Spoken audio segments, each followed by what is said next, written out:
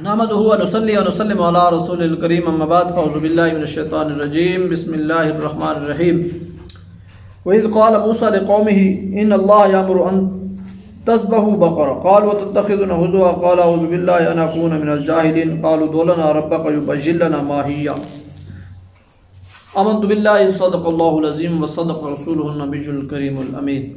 آج کا موضوع جو ہے وہ حضرت موسیٰ علیہ السلام کی قوم کا ایک واقعہ ہے کہ جب موسیٰ علیہ السلام کی قوم میں سے ایک شخص نے ایک آدمی کو قتل کر دیا۔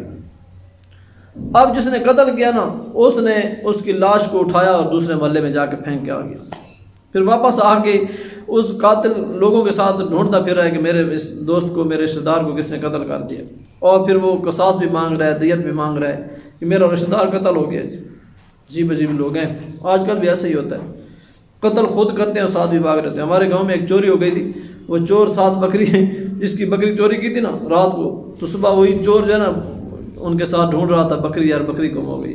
تو آج کل ایسا ہی ہوتا ہے، خود مرواتے ہیں، پھر خود اس کے وہ بھی بن جاتے ہیں دوست، اس کے ہمدرد بھی بن جاتے ہیں، ساتھ بھی چلتے ہیں، لیکن مارنے والے خود ہوتے ہیں، پتہ ہی نہیں چلتا کون قاتل ہے کون نہیں ہے۔ تو ایسا ہی کچھ معاملہ ہو گیا۔ اب اس دوسری بستی والوں پہ الزام آ گیا کہ ہمارے محلے کا بندہ تو نے قتل کر دیا، اب قاتل مل نہیں رہا، بڑی پریشانی آئی۔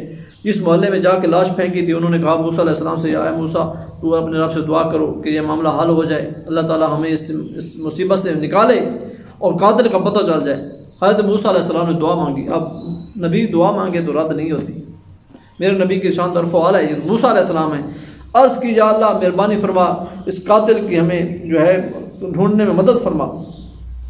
موسیٰ علیہ السلام نے دعا مانگی، رب نے فرمایا موسیٰ جاؤ ان کو کہو کہ گائے ذبح کریں اور گائے کا ایک گوشت کا ٹکڑا اس کے جسم پہ لگا دیں، وہ جو مقتول ہے وہ زندہ ہو جائے گا، خود بتائے گا قاتل کون ہے۔ ان اللہ علی کل شیء قدیر۔ اب جب یہ بات کی نا حضرت موسیٰ علیہ السلام نے، تو لوگوں نے کہا موسیٰ تم ہم سے مذاق کرتے ہو، کہاں گائے کہاں بندہ، گائے کو ذبح کرنے سے بندہ کیسے پتہ چلتا ہے کہ قاتل زندہ ہو جائے، مقتول زندہ ہو جائے۔ تو موسیٰ علیہ السلام نے کہا میں اللہ کی پناہ چاہتا ہوں، میں نے کوئی مذاق نہیں کیا۔ اور ایک بات یاد رکھیں، اللہ کے نبی نہ جھوٹ بولتے ہیں نہ مذاق کرتے ہیں، لوگوں کے دل جوئی کے لیے بعض دفعہ وہ ایسی باتیں کرتے ہیں کہ دل خوش کرنے کے لیے۔ حضور صلی اللہ علیہ وسلم کی بارگاہ میں ایک بوڑھی عورت آ گئی، عرض کی یا رسول اللہ میں جنت میں جاؤں گی۔ میرے نبی نے فرمایا بوڑھے جنت میں نہیں جائیں گے، تم جنت میں نہیں جاؤ گی۔ اس نے عرض کیا یا رسول اللہ، پریشان ہوئی تو میرے نبی نے فرمایا جنت میں جاؤ گی لیکن بوڑھی نہیں ہو کے جاؤ گی، جوان ہو کے جاؤ گی۔ یہ مزاح ہے، مذاق اور ہوتا ہے۔ حضور صلی اللہ علیہ وسلم کی بارگاہ میں ایک شخص آ گیا، اس نے عرض کیا یا رسول اللہ مجھے اونٹ چاہیے۔ کیا چاہیے؟ اونٹ۔ حضور صلی اللہ علیہ وسلم نے فرمایا میرے پاس اونٹ تو نہیں ہے، اونٹ کا بچہ ہے۔ تو وہ پریشان ہوا کہ اونٹ کے بچے کو میں کیا کروں گا۔ حضور صلی اللہ علیہ وسلم نے فرمایا ایک اونٹ دوسرے اونٹ کا بچہ ہی تو ہوتا ہے۔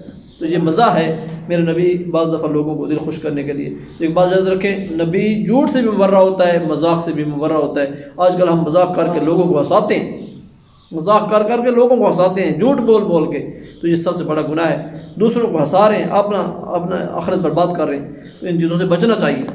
اب موسیٰ علیہ السلام نے کہا بھائی میں کیوں مذاق کروں، میں تو رب سے پناہ مانگتا ہوں۔ جب لوگوں کو پتہ چل گیا کہ واقعی یہ سچ ہے کہ گائے کو ذبح کرنے سے بندہ جو ہے وہ زندہ ہو جائے گا، انہوں نے کہا اب گائے کیسی ہو، رنگ کیسا ہو، چھوٹی ہو بڑی ہو، تو خود کہتے بڑھاتے گئے۔ پھر رب نے فرمایا گائے نہ بالکل چھوٹی ہو نہ بالکل بوڑھی ہو، جوان گائے ہو اور پیلے رنگ کی گائے ہو، اور رب نے فرمایا اس کے جسم پہ کوئی داغ بھی نہ ہو، صاف ستھری شفاف گائے ہو۔ یہ ان کی وجہ سے حضور صلی اللہ علیہ وسلم نے فرمایا اگر وہ اس طرح کی قیدیں نہ لگاتے نہ پوچھتے تو جو گائے ذبح کر دیتے اسی کا ایک ٹکڑا لگا دیتے وہ زندہ ہو جاتا، لیکن انہوں نے خود طویلیں کی ہیں تو پھر کم بڑھتا گیا۔ تو یہاں پہ شریعت میں جو اللہ اور اللہ کے نبی فرما دیں بس وہاں پہ سر خم کر دو، آگے چونچ چرا کرنے کی اگر مگر کی ضرورت ہی نہیں ہے۔ ہم اگر مگر میں پڑ جاتے ہیں، اپنے آسانیاں پیدا کرنے کے لیے ہم شریعت کو روڑ کے نا کوشش کرتے ہیں کہ نہیں کہیں سے کوئی راستہ نکل جائے، تو شریعت کے ساتھ مذاق ہے، تو پھر اپنے لیے عذاب پیدا ہو جاتے ہیں۔ حضور صلی اللہ علیہ وسلم نے فرمایا اگر بنی اسرائیل اس بات پہ راضی ہو جاتے، جو بھی وہ گائے ذبح کرتے تو اس کو گوشت لگاتے وہ زندہ ہو جاتے۔ اب انہوں نے تعویلیں شروع کر دی، کیسی ہو، کہاں سے ہو، کیسا رنگ ہو۔ اللہ نے فرمایا جوان ہو، پیلے رنگ کی ہو، لوگوں کی نظروں کو بھانے والی ہو۔ پھر فرمایا کہ وہ نہ بوڑھی ہو نہ بالکل بچی ہو، اور فرمایا کہ کمزور بھی نہ ہو۔ رب نے فرمایا موٹی تگڑی ہو، اس کے جسم پہ کوئی عیب بھی نہ ہو، کوئی داغ بھی نہ ہو۔ پھر رب نے فرمایا نہ وہ اس نے کبھی ہل چلایا ہو، نہ کنویں پہ کبھی جوتی گئی ہو، نہ پانی دیا ہو کھیتی کو، اور نہ کھیتی چلانے کے لیے، ہل چلانے کے لیے استعمال کی گئی ہو۔ تو ایسی گائے آپ کہاں ملے؟ پھر انہوں نے دعا کی کہ یا اللہ انشاءاللہ ہم اس وقت تک پہنچ جائیں گے۔ اس وقت اللہ کا ایک ولی تھا، اس کی ایک گائے تھی، تو اس کے گائے نے بچڑا دیا، اس نے اس بچڑے کو نا جنگلوں میں چھوڑ دیا، یا اللہ یہ تیری حفاظت میں ہے، میرا بچہ ہے چھوٹا، جب وہ جوان ہوگا تو یہ اس کے لیے تو اس کے سبب بنا دینا اس کے رزق کا۔ تو وہ جو اللہ کا ولی تھا وہ فوت ہو گیا، بچہ فرمانبردار تھا، ماں کا اللہ کا بھی فرمانبردار تھا، ماں کا بھی فرمانبردار تھا۔ جب وہ جوان ہوا تو ماں نے کہا بیٹا تیرے باپ نے ایک چھوٹا سا بچہ جو ہے جنگل میں چھوڑا تھا، جاؤ اس کو ڈھونڈ کے لے آؤ۔ جب بیٹا جنگل میں گیا تو اس نے جب وہاں پہ آواز لگائی نا تو وہ گائے بڑی ہو گئی تھی، دوڑتی ہوئی اس کے پاس آ گئی۔ تو اب جب وہ گھر لے کر آیا تو ماں نے کہا بیٹا جاؤ اس کو بیچ کر آؤ بازار میں، 3 درہم کے بیچنی ہے، اور 3 درہم کا جب سودا ہو جائے تو پھر مجھ سے آ کے پھر بتانا ہے مجھے کہ اتنے کی بک رہی ہے، بیچ دوں۔ بیٹا گائے لے کر گیا۔ اب اللہ تعالیٰ نے ایک فرشتے کو انسانی شکل میں بھیج دیا۔ فرشتے نے آ کے کہا بھائی 6 درہم دیتا ہوں، لیکن شرط یہ ہے کہ ماں کو نہیں بتاؤ گے، بس جہاں پہ فیصلہ ہو جائے گا۔ اس نے کہا نہیں، میری ماں کا حکم ہے، میں جاؤں گا ماں کو بتا کے آؤں گا۔ اب دیکھیں ماں سے وفاداری، ماں سے ایک جو ماں باپ کا فرمان بردار ہوتا ہے پھر وہ رب کا بھی پیارا ہوتا ہے۔ جب وہ ماں کے پاس آیا، ماں کو بتایا کہ 6 درہم کی بک رہی ہے، ماں نے کہا ٹھیک ہے جاؤ 6 درہم کی بیچ کے آؤ، لیکن جب سودا پکا ہو جائے تو پھر مجھے آ کے بتانا ضرور ہے۔ جب پھر بچہ گیا، اب فرشتے نے کہا جی میں اب 12 درہم کی لوں گا۔ قیمت بڑھ گئی کیونکہ ماں کا فرمانبردار تھا، لیکن ماں کو نہیں بتانا۔ لڑکے نے کہا نہیں ماں کو تو بتاؤں گا، میری ماں کا حکم ہے۔ پھر وہ جب ماں کے پاس آیا تو ماں بھی فراست والی تھی، وہ جان بوجھ والی تھی، اللہ کی نیک بندی تھی۔ اس نے کہا کوئی یہ بندہ تو نہیں ہے، فرشتہ ہے، امتحان میرے بچے کا لے رہا ہے۔ اس نے کہا بیٹا جاؤ اس سے پوچھو بیچنے دیتے ہو کہ نہیں بیچنے دیتے ہو۔ تو فرشتے نے کہا نہیں ابھی روکے رکھو، جب بنی اسرائیل والے آئے نا وہ جنہوں نے قتل کیا تھا وہ آئے تو پھر ان سے یہ آپ نے گائے بیچنی ہے، اور اس کی قیمت یہ مانگنی ہے کہ اس کے جو چمڑی ہے نا اس میں جتنا سونا آ جائے، سونا بھر کے دیں گے، پھر یہ گائے دینی ہے۔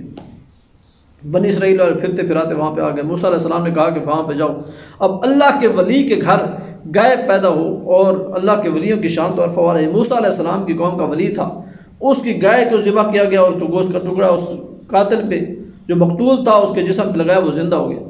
اللہ کے ولیوں کی گائے بھی مردے زندہ کر دیتی ہیں، تو اللہ کے ولیوں کی شان تو عرفہ والا ہے۔ یہ موسیٰ علیہ السلام کی قوم کا ولی تھا، تو اس لیے اللہ کے ولیوں کی بھی قدر کرنی چاہیے۔ تو دوستان گرامی جب وہ زندہ ہو گیا اس نے بتا دیا کہ یہ میرا قاتل ہے، وہی قاتل تھا جو ڈھونڈ رہا تھا۔ مزے کی بات یہ ہے وہ مقتول کے رشتہ داروں کے ساتھ پھر رہا تھا اور دیت بھی مانگ رہا تھا۔